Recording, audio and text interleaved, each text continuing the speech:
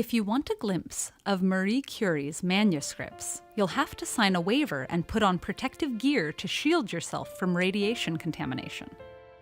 Madame Curie's remains, too, were interred in a lead-lined coffin, keeping the radiation that was the heart of her research, and likely the cause of her death, well contained. Growing up in Warsaw, in Russian-occupied Poland, the young Marie, originally named Maria Skłodowska, was a brilliant student, but she faced some challenging barriers. As a woman, she was barred from pursuing higher education, so, in an act of defiance, Marie enrolled in the Floating University, a secret institution that provided clandestine education to Polish youth. By saving money and working as a governess and tutor, she eventually was able to move to Paris to study at the reputed Sorbonne. There, Marie earned both a physics and mathematics degree, surviving largely on bread and tea and sometimes fainting from near starvation. In Paris, Marie met the physicist Pierre Curie, who shared his lab and his heart with her. But she longed to be back in Poland. Upon her return to Warsaw, though, she found that securing an academic position as a woman remained a challenge. All was not lost. Back in Paris, the lovelorn Pierre was waiting, and the pair quickly married and became a formidable scientific team. Another physicist's work sparked Marie Curie's interest.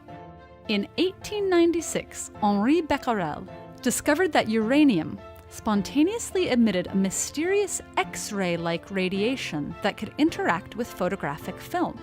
Curie soon found that the element thorium emitted similar radiation. Most importantly, the strength of the radiation depended solely on the element's quantity and was not affected by physical or chemical changes. This led her to conclude that radiation was coming from something fundamental within the atoms of each element.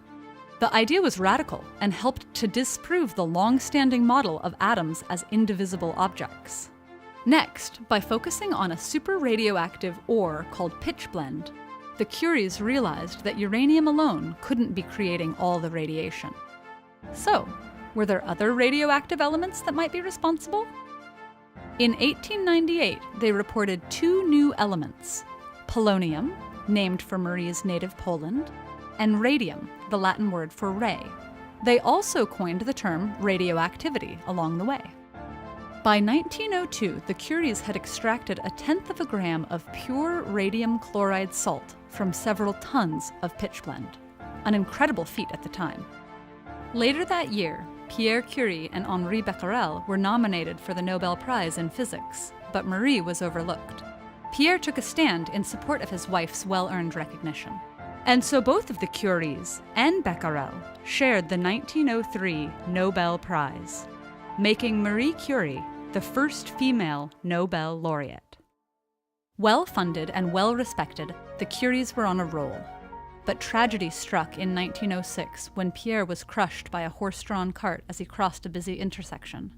Marie, devastated, immersed herself in her research and took over Pierre's teaching position at the Sorbonne, becoming the school's first female professor.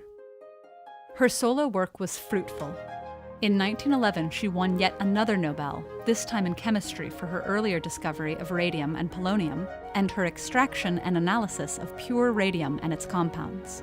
This made her the first, and to this date only, person to win Nobel Prizes in 2 different sciences. Professor Curie put her discoveries to work, changing the landscape of medical research and treatments. She opened mobile radiology units during World War I and investigated radiation's effects on tumors. However, these benefits to humanity may have come at a high personal cost. Curie died in 1934 of a bone marrow disease, which many today think was caused by her radiation exposure.